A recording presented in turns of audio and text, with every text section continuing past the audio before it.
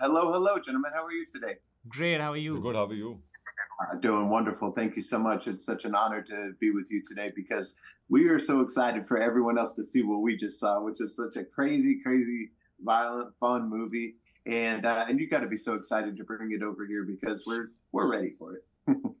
Yes, definitely very, Yeah. very excited.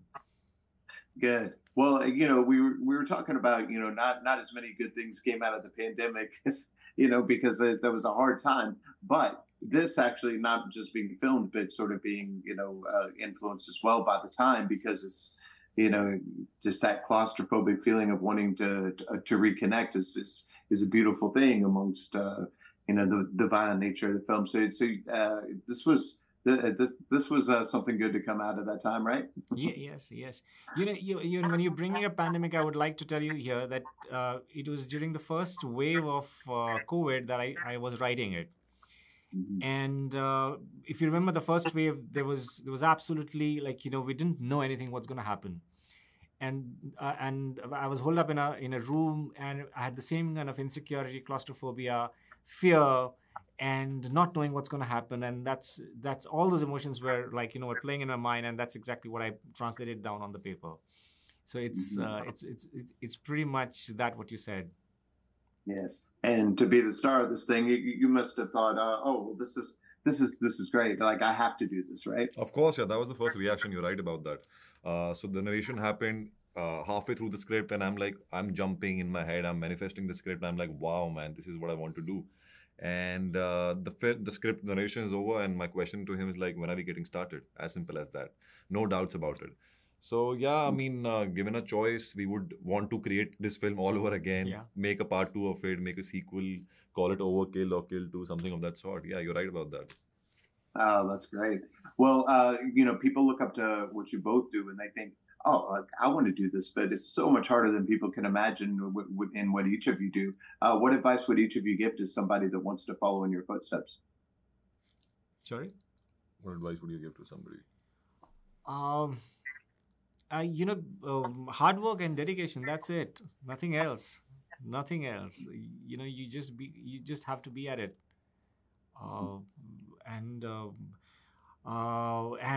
prepare, and prepare, and that's about it. I think because we prepared for almost for 8 9 months, and we did a hard prep for 9 months, and that's what made our shooting a little bit easier. It did not ease out, but it was slightly easier than other shoots because we prepped really hard. We planned, and we there was there, at almost we must have planned some 9 to 10 times each and every scene. So yeah, that's what we did. Hmm. What would you say about advice? I think keep manifesting, keep working hard, and always believe that what you're doing is will eventually translate into something concrete. It doesn't matter what people are talking around. If you like it, if you believe in it, go for it.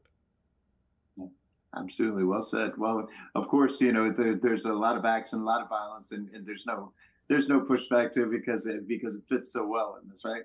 Yes. Yeah. We talk about the effects of post COVID and not as many things good came out of that, but we got some good art of that out of it, and this was directly influenced by that whole time and lockdown and just the struggle. So you must be at least relieved for that, right? I mean, it is. I mean, the whole film was shot during the pandemic, and it was very challenging to shoot with such a large crew on just this one claustrophobic train. I think we had to start twice because the entire crew kept getting COVID, and it was because everybody was like in such a close space. So the film actually has taken a lot of time to be in the making, but I think eventually when the validation comes, through the festivals, through a global audience, through a global studio.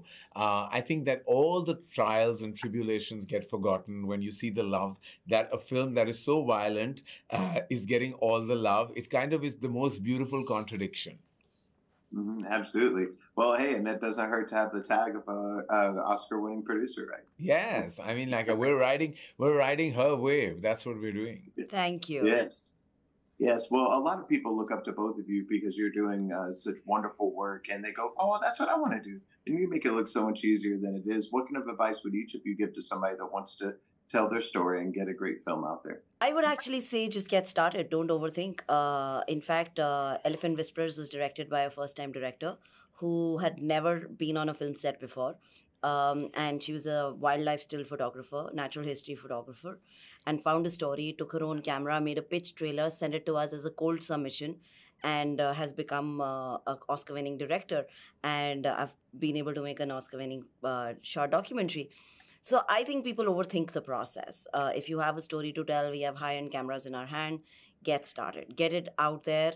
There are people always that you will find on the way. Find your tribe. Double down on your tribe. But get started. What would you say, sir? You know, I've always believed your instinct is your superpower.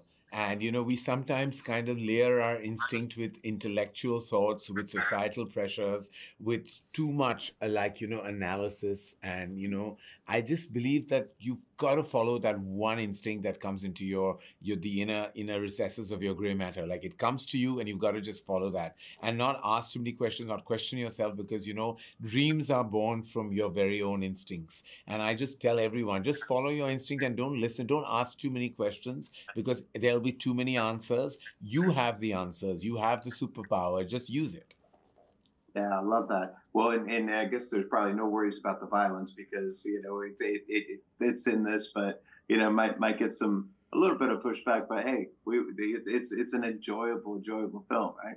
Yeah, well, we always intended it to be like a manic, like hell of a train ride, like a train ride from like point A to B, which eventually becomes a bloodbath.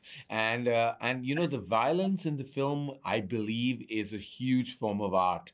The way the artistry that has been kind of like exercised to create this kind of action choreography, I believe that when you watch it with that mindset and say that, look, while you can project love and that's an art form, you can project power and that's an art form, but you can also project and platform violence in a very artistic manner. And that's what the direction team led by Nikhil, Nagesh, Bhat and his team from Korea led by Mr. O have done collaboratively. Their marriage is the result of this film.